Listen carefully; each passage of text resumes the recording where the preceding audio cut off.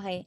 Pwede dito mga guests nyo or customers because our training is very informative and talagang magpapabaon na ng mga tao sa products kung gaano kaganda yung products natin. So our trainer for tonight, wait lang. Ayan. So our trainer for tonight is our very own Usana pharmacist. Okay? So kung pag-uusapan natin is credibility, eto na talaga yung pinaka-credible. So, corporate pharmacist sa Cebu pala, okay? Sa Cebu. Sir Jace is a licensed pharmacist and prior to joining USANA, was a full-time faculty member of Southwestern University College of Pharmacy in Cebu since 2015. Okay. So, hindi lang pala basta-basta USANA corporate pharmacist, but he's already practicing, no? Since 2015. So, it's been 7 years already. So, kada word niya, okay? Kada sabihin niya na sentence, take down notes, okay? Kasi I'm sure this is very informative.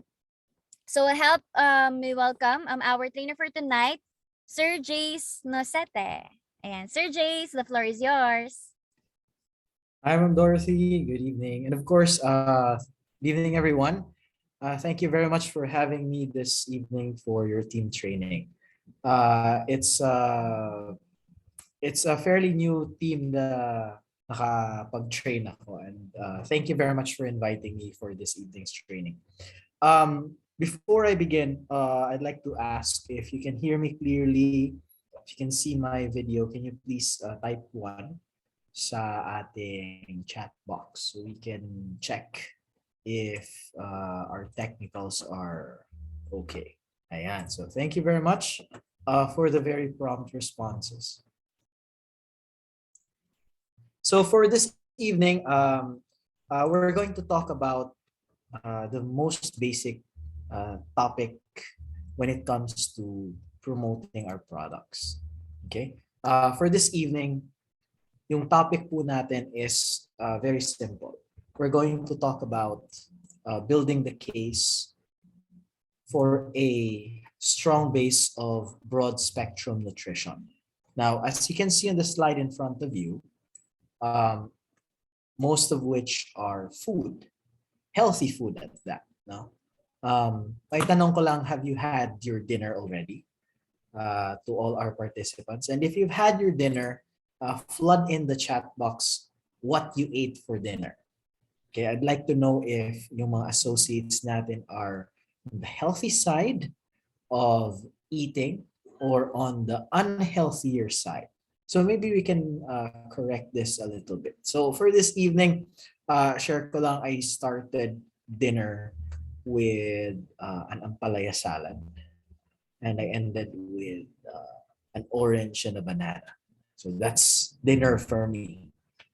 Basically, I'm gearing more onto a more plant-based diet. Ayan, chicken and quinoa. Ayan, masarap yung quinoa for as long as maganda yung pagkakatimpla niyan.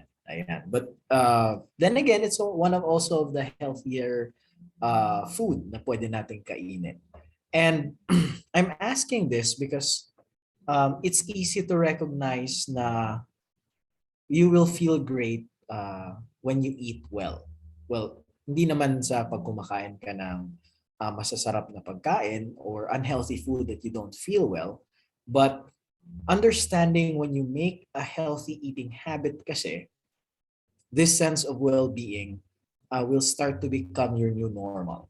So just a few months ago, I started this diet, not really a diet, but this lifestyle of gearing more towards a plant-based diet instead of meat.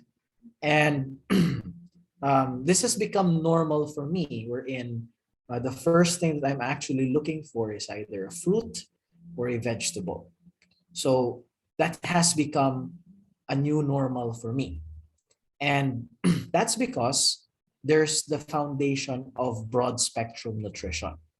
Now, eating a healthier food group ensures that you get a broader spectrum of nutrition. Meaning, pag mas makulay yung kinakain mo, you actually get more nutrients. And this is very essential for encouraging our body to thrive better. Now, to maximize our health, syempre, we need to be consistent. And syempre, kailangan din natin high quality nourishment. And as what Ma'am Dorothy mentioned earlier, you may need to take down notes. Personally, I would suggest that you type in the notes that you have, because at the end of this particular session, instead of you asking questions, ako yung magtatanong. So I've prepared around 3 to 4 questions, and for participants who can answer these questions, we're giving away prizes from corporate. Ayan. So heads up lang, those who have the fastest internet connection, those who have the fastest copy paste skills will be the ones to answer or get a better chance of winning something from USANA Corporate. Ayan. So just a heads up for everyone. Now, going back, so syempre, when we talk about broad spectrum nutrition, syempre, we talk about a lot of the nutrients. Now, all of these nutrients will actually help us build our health brick by brick. So basically, ang ginagawa nito is that for every nutrient that we have that is essential for our health,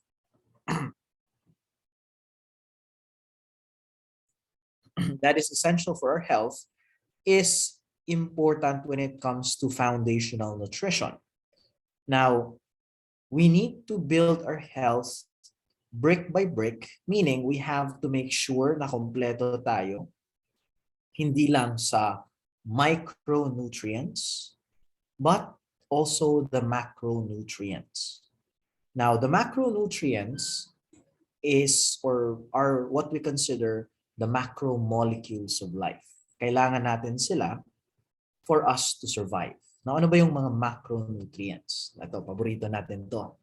Carbohydrates, aka rice, bread, ganon.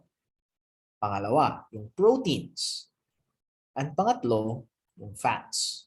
These are macronutrients na kailangan natin for our body to remain healthy. Now, aside from those, kailangan din natin ang micronutrients, katulad ng mga vitamins, minerals, and we all get this from our food. Now, we have to make sure na nakukuha natin yung basic natin na dietary requirements. And syempre, kompleto dapat macronutrients, micronutrients, including there, if you see on your screen, vitamins and minerals. So those are very important. So those are the base of a good foundational nutrition. And from this base, you can now have additional bricks of this nutritional foundation that can serve to support your immune system, that will help in maintaining the health of your brain and your cognitive function, can also help with the health of your heart and your lungs, and basically everything else. But what you have to understand is that kailangan mo first and foremost essential nutrition. And these essential nutrients that we've placed or we've illustrated in the form of a brick wall is important. Now, the term essential is very important when it comes to our nutrients. Pag sinasabi nating essential, these are nutrients na hindi natin nakukuha from our body alone. Meaning, hindi ito ginagawa or nasisynthesize ng ating katawan. So, we have to get them from external sources. And again, the most basic concept of remaining healthy is syempre sa pagkain na kinakain natin. The food and drink na nilalagay natin sa katawan natin is important. Now, these nutrient bricks are used by our body for everything na ginagawa natin. So we secure yung foundation by laying these important bricks for essential nutrition on a regular basis. So lahat ng carbs, fats, proteins, vitamins, and minerals are all important. Now, when you're eating, when you're not eating healthily, you are actually diminishing that broad spectrum of nutrition na kailangan ng katawan mo. And we need all of these essential nutrients. Bakit? With these essential nutrients, we can weather the storms of life. Ayan. So ano ba yung mga storms of life? Ayan. So understanding dito that broad spectrum nutrition is a necessity. Hindi po siya luxury. And there are times na yung physical health natin may experience problems. Now, our busy lives, alam natin how busy associates are in USANA, will have a lot of stressors. And this will send your body into survival mode. Beginning pa lang tayo sa stress. Pangalawa, tulog. Ayan. So, I'd like to ask the participants, how much sleep are you getting in an average sa isang araw? So, key in the chat box. Let's check out how much you are actually sleeping. Personally, I sleep between 8 to 9 hours a day. Ayan, si Sir JM is 7 to 8. That's good. Si Ma'am Dorothy, 7 to 8. 7 to 9. We have Mel Shane. Ayan, si Ma'am Mel Shane. We have 7 to 8. Ayan, 6 hours or less. Now, anything below 7 is actually alarming. And it's one of the key things na kailangan nating matandaan. Management ng stress, good sleeping habits, and good eating habits are examples of things that we need to make sure that we got ourselves covered so that our health is maintained. Now, another area of our health that we have to understand is, of course, nutrition. Now, why is it important na kailangan natin, for example, ang vitamin C? Again, vitamin C is an essential vitamin, meaning hindi nakakagawa ang katawan natin ng vitamin C. So we have to get it from citrus fruits, from leafy green vegetables, and ano ba yung nagagawa nito para sa atin? Now, vitamin C, as it is, prevents us from developing a disease na tinatawag nating scurvy. Okay, that is its role in the body. But under optimal conditions or optimal doses, this vitamin C can create opportunities para sa ating katawan. How so? Now, vitamin C has a multitude of functions na pwede nitong gawin. Aside from preventing us from developing scurvy, this is an antioxidant, which protects us from oxidative stress. Secondly, ang vitamin C ay nagpapa-improve sa absorption ng iron. And iron, as we know, is an essential mineral kailangan para hindi tayo maging anemic. That is important. Thirdly, vitamin C serves as a precursor for collagen production. Now, what is collagen? Ito lang naman ay isang protein compound that is found in basically every cell in our body. That's how important collagen is.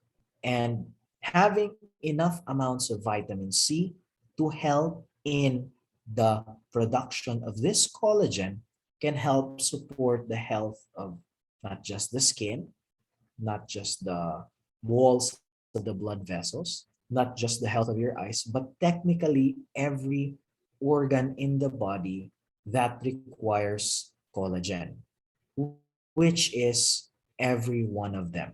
Now, that's why it's important for us to have broad spectrum nutrition to make sure that we get better opportunities para sa katawan natin. And how do we achieve this? Siyempre, we achieve this by being consistent for our lifelong health. So like any structure, a good nutritional foundation requires consistent upkeep. And this is where supplements can take center stage. Because there are cases wherein hindi mo makukuha ang optimal amounts of vitamin C in the body or optimal amounts of B vitamins. Now, this is where your supplements take center stage. Now, a broad spectrum multivitamin and multi-minerals plus your antioxidants can help fill itong mga dietary gaps na nakukuha natin because let's face the fact na hindi araw-araw kumakain tayo ng healthy. Is it not? So there are times when we simply do not eat healthy. And it's okay. Kasi we are human. Kailangan din natin to stress eat. Ayan. So you probably have one of the things talaga na mako-consider mo na stress eating is when you go for unlimited samgyupsal. Ayan. So you can probably relate to that particular situation. Now, since you don't get the right amount of multivitamins or minerals, the supplements can be taken as a daily source of your essential vitamins, your minerals, and of course, this is also good because this can also be a source for antioxidants. Now, you take the supplements every day, which may mean with meals para mas better ang absorption nito. Now, creating this base of nutritious food together with your supplements, and this is actually one of the best ways for you to be healthy throughout your life. And of course, together with that supplement, or with your diet rather, is none other than our flagship product, which is our Cellsentials. Now, the Cellsentials that we have has two components, as you all know. The blue one is the core Cellsentials, and the green one is the Vita antioxidants. And these two products will deliver a broad spectrum of 13 multivitamins, 11 essential minerals, 11 antioxidants, and of course, this is coupled with our intelligence technology. Now, you might be wondering, gaano ba kadami or gaano ba ka-importante yung mga ingredients for each of these two components? Now, we first start with the Vita antioxidants. And as you can see, dito sa label na to, you will see that there are a lot of Vita antioxidants. Now, just a quick thought. When we say antioxidants, these are substances that neutralize yung mga free radicals. And these free radicals, what do? Yung ginagawa nila is they will cause damage to your cells. They will cause cellular death. And the antioxidants, their main job is to make sure that it does not happen. So basically, lahat na makikita mo dito sa label na to are all antioxidants, meaning they fight or they neutralize free radicals. Okay? So that's the first thought that you have. Now, we're going to tackle one by one each of these and their importance to the formulation na meron tayo. Siyempre, we start with none other than the master antioxidant, and that is vitamin C. Now, vitamin C, as mentioned, is the master antioxidant. It is also essential sa paggawa ng collagen. It is also important for the absorption of iron. And, syempre, it is important so that we don't develop scurvy. Now, according to the Department of Science and Technology, particularly doon sa dose na kailangan natin, our recommended daily allowance is kailangan lang natin is 60 to 90 milligrams of vitamin C. And if you notice, doon sa ating label is you don't just get 90 milligrams. Why is it so? That is just the minimum dose, yung 90 milligrams. The optimal dose is much more than that. When we say optimal, this is the best dose that is appropriate for our body to utilize vitamin C for its multitude of functions.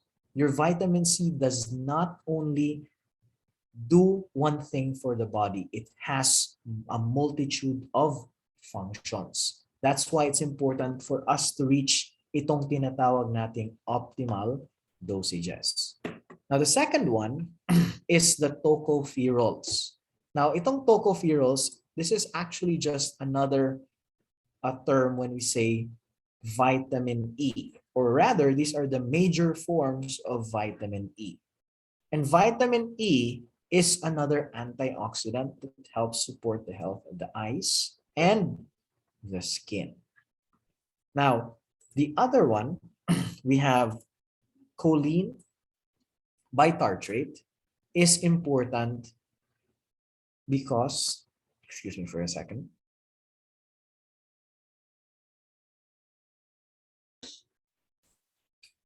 Choline bitartrate is an important dietary nutrient kasi this is important for the cell membrane. Now, the cell membrane is the one that covers the cell.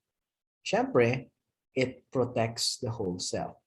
And being an antioxidant itself, it also has a multitude of function. Okay? So aside from that one, we have the following ingredients: inositol, alpha lipoic acid, and we also have hesperidine. Now, itong inositol is also known as vitamin B8. And this is important para sa cellular communication. Your alpha lipoic acid is one of the most powerful antioxidants and is found in food, but in very small amounts. Now, alpha lipoic acid is important because it is absorbable inside the cell and it can also remain outside the cell, meaning dual protection for antioxidant activity both for outside and inside the cell.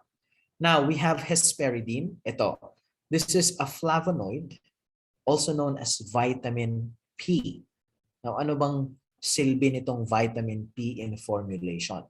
So, this is actually important in helping the integrity of your capillaries of your blood vessels. Okay, so that is an antioxidant and it also helps with the integrity of the walls of your blood vessels. Ayan, so that's how important your hesperidine is. We also have this one. Ito, the pantothenic acid or vitamin B5. This is important for neuronal transmission. Your resveratrol is an important antioxidant that is also part of the intelligence complex in Cellsentials, together with curcuminoids. Okay, these two are important in the intelligence complex, together with, again, we have green tea extract and the olive fruit extract. So these are essential when it comes to the intelligence technology, primarily when it comes to cell signaling. Now, yung rutin and quercetin natin, these are two important bioflavonoids that help in the better absorption of other nutrients katulad ng vitamin C. So this improves absorption. Now, your lutein is an antioxidant that helps in aiding better vision. Your vitamin K naman is important para mag-clot yung dugo natin. And your niacin is important to keep your skin, your nervous system and your digestive system healthy.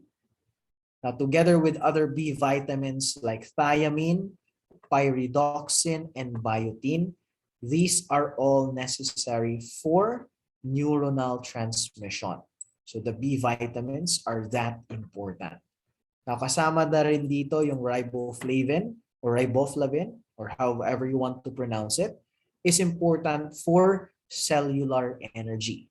Na yung cobalamin naman natin at folic acid, these are essential B vitamins kasi pag nagkukulang tayo nitong dalawa, we develop certain types of anemia. So, we have to be vigilant na kumpleto yung B vitamins natin. Now, we have this form of vitamin A na tinatawag nating retinyl acetate. Na itong retinyl acetate is a high potency preformed vitamin A. Now, normally, ang process by which we keep our eyes healthy is by eating food na matataas yung beta-carotene. However, hindi lahat ng tao has that efficiency in converting beta-carotene to vitamin A para gamitin sa mata natin.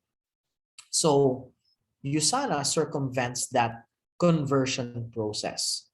It provides the body with preformed vitamin A in the form of retinyl acetate para mas madaling ma-deliver ang vitamin A to your eyes. We also have cholecalciferol, which is our vitamin D, which is activated when you are exposed to sunlight. We have ubiquinone or your coenzyme Q10, which helps in cellular energy. And syempre, last but not the least, lycopene. Now, itong lycopene is common for substances na pula yung kulay. The fruits and vegetables that are red in color are actually rich in lycopene. And syempre, the prime example na mabibigay natin is none other than tomatoes. Ito yung pinakamataas ang concentration ng lycopene. And this is good for its antioxidant activity, and this is also good for cellular communication. So those are the ingredients na matatagpuan natin in Vita antioxidants. Now for the core Cellsentials naman, they are less in quantity compared to the Vita antioxidants, but equally important. Okay? So hindi ibig sabihin na mas konti yung core Cellsentials, that they are less important. In fact, they are what we call essential minerals. Now we start first with magnesium. Now walang mangyayaring chemical reaction sa katawan natin kung walang magnesium. So important ang magnesium when it comes to enzymes. Enzymes are what makes chemical reactions fast. Pag walang enzymes, yung chemical reactions ng katawan mo aabot ng 1 million years, 2 million years, or even more. So medyo matatagalan yung processes, biochemical processes ng katawan natin. Siyempre, calcium. Now, calcium, alam natin, pumupunta ito sa bones natin. 99% of it, or 99% of the calcium we take, bones. The 1% goes to the rest of the body. It's the most abundant mineral in the body. And one way of taking care of the calcium ng katawan natin is to make sure, syempre, we get ample amount and we avoid soft drinks. Ayan. So why do we need to avoid soft drinks when it comes to calcium? Well, your soft drinks, they absorb your calcium and you just urinate. Iniihi mo lang yung calcium if umiinom ka ng soft drinks. Meaning, lahat ng calcium supplements mo, lahat ng pinaghirapan mong calcium na ma-deposit dun sa bones mo is being wasted because you drink soft drinks. And the effects of calcium deficiency are not felt today, not felt tomorrow, not felt next week, next month, or even next year. You will feel this in your advanced years when you develop osteoporosis. And then by that time, it's already too late. So avoid soft drinks to take care of the calcium in the body, particularly in the bones and in your cells. Ayan. So wag natin kalimutan yan. And syempre, ascorbic acid. Di ba tapos na to sa Vita antioxidants? Yes, it's important as an antioxidant, but again, it's also an essential vitamin para sa katawan natin. So having vitamin C is important not only because it's an antioxidant, but because of its multitude of functions. Now, meron tayong N-acetylcysteine. Now, you might be wondering, ba't umabot yan dito? Hindi naman yung essential mineral. True. But again, your N-acetylcysteine serves as a precursor sa paggawa ng katawan natin ng tinatawag nating antioxidant galing sa liver, and we call it glutathione. Okay? Now, glutathione has this misconception na this is for the whitening of the skin. Well, in fact, it's actually the most powerful antioxidant that is produced by the liver. And it's the first one to take action if we are exposed to toxins. Now, it's important na syempre we have the nutrients in order to convert them quickly into glutathione para madepensahan tayo ng glutathione. Now, we also have boron, which is important to support the body's ability to absorb calcium. Zinc, para sa overall immune health natin. Those who have zinc deficiency are those individuals who have problems with the immune system. Now, for chromium, this is important para sa healthy glucose metabolism.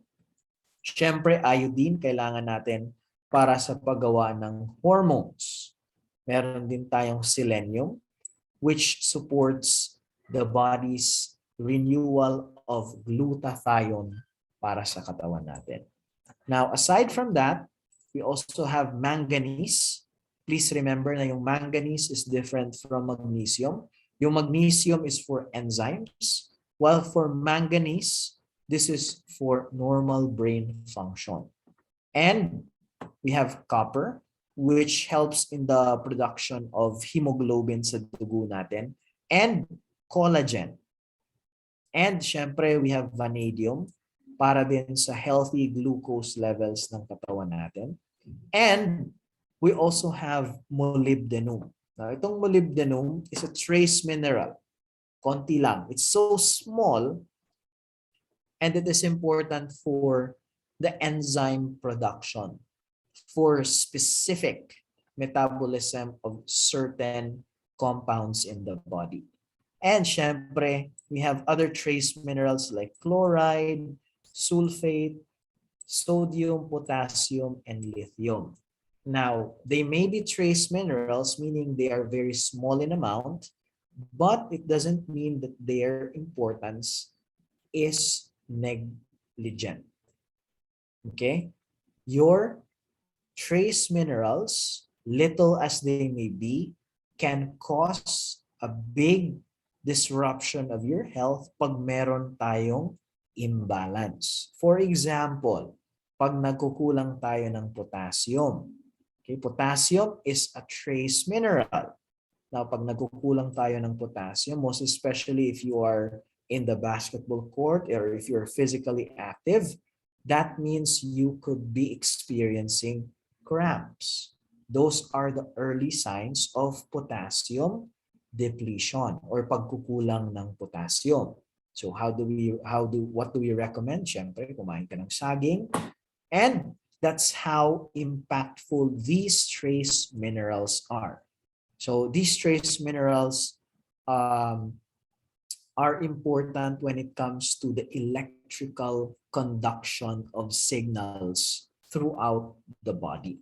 So those are the ingredients that you find in our Cellsentials, both for the Vita antioxidants and for our core Cellsentials. So thank you very much for sharing your time, for listening to the discussion regarding the product. And of course, I'll be turning over the floor back to Ma'am Dorothy before I ask the questions for tonight's team training. Ayan, thank you. Thank you, Sir Jace, no? Actually, if mapapansin nyo or marirealize nyo that last Monday, we had Miss Yana for our training about cell essentials. So she explained about intelligence. And right now, we have Sir Jace training to us about cell essentials pa din and ganyan kadaming information na kailangan natin pang matutunan. Right now, no, at tonight, Sir Jace explained yung mga ingredients ng antioxidant and core minerals. And I'm sure, madami siyang sinabi tonight na first time natin narinig. Tama ba? So, I'm sure, Sir Jace, na madami din silang natutunan and very excited sila sa pa-price niya, Sir Jace. Kasi na-mention niyo yan eh. Ayan, Sir Jace. So, meron pa ba? Kasi baka yun yung inaabangan nila.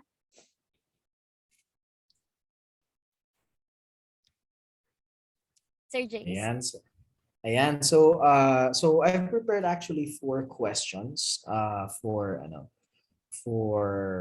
our prizes, for our giveaways from Sana Corporate. So what we usually do when we give out the prizes is sino man yung nakaunang makapag-type sa chat box. So pabilisan to not only ng typing skills or your copy-paste skills, but also your internet connection din. So I hope na malakas yung internet connection nyo. And of course, those who can get the correct answer will win a prize from Usana Corporate. And for those who've already won, we will give chance to others na maka-answer din para they can also win prizes from Usana Corporate. So we start with the first question. Ayan. So the first, excuse me, for the first question that I have for you tonight is actually very simple. So kanina na-mention ko kasi na meron tayong variety of nutrients and antioxidants that we have in Vita antioxidants. And one of the key antioxidants na meron tayo is an antioxidant that is responsible sa color red ng fruits and vegetables. So what is that particular antioxidant? Ayan, ang bilis. Okay? The fastest fingers for typing is there. Ayan, Sir John, congratulations for winning a prize from Usana Corporate. Let me just take note of the winners for this evening para ma-document natin. And of course, we can assign it to your name, John. Okay. Ayan. So, congratulations, Sir John. So, ayan. So, we have, okay, to give chance to others, Sir John, you can coach them probably. But again, your answers for the succeeding questions will no longer be valid. So, to give chance to others naman. So, for the second question natin this evening, syempre, na-mention natin Vita antioxidants. So, syempre, pupunta din tayo doon sa ating core Cellsentials. Now, I mentioned rather kanina that there is this vitamin that is responsible for the better or for the integrity of our blood vessels or the integrity of the wall of our blood vessels. So what vitamin is that? Ayan. What vitamin is that? Ayan, Sir JM. Ayan, that's actually correct. Hesperidine or vitamin P. Ayan, congratulations, Sir JM. Ayan, so that is the second question. So, bibilis nilang, I'm not sure if they're typing or if they're doing the copy-paste technique. But congratulations all the same. Yeah, congratulations, Sir JM. for winning our second prize this evening. So for the third question this evening, let's make it a little bit more challenging. So let's not ask for one answer. So let's ask for 4 answers. Okay, so, and it has to be complete when you type in your answers dito sa ating chat box. So for our question, for a third question for this evening, what are ito, give me the number of multivitamins, the number of essential minerals, and the number of antioxidants, and what technology is present in Cellsentials. Ayan. What are the number of multivitamins, the number of essential minerals, the number of antioxidants, and what technology is present in Cellsentials? So let's check our chat box. Ayan. So here we go. Ayan. So we have, here we go. Sir Jello. Ayan. So 13 multivitamins, 11 minerals, 11 antioxidants, and of course, our intelligence technology. Ayan. Congratulations po, Sir Jello, for winning our third prize this evening. Let me just record sino yung nakakuha ng answers. And of course, for the last question natin for this evening, let's make it very simple. Okay? Please type down in the chat box, what is the master antioxidant?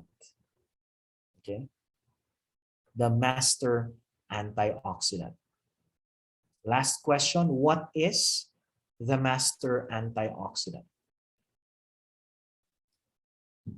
Okay, so we have, ayan, so here we go, Sir James, and congratulations for winning the last prize natin for this evening. Ayan, so don't worry, I'll be sharing a copy of the slides to everyone. I'll be sharing it to, I'll be putting it in Google Drive so that you can download a copy of the slides for reference to your trainings together with your other teammates as well. So thank you very much, Ma'am Dorothy,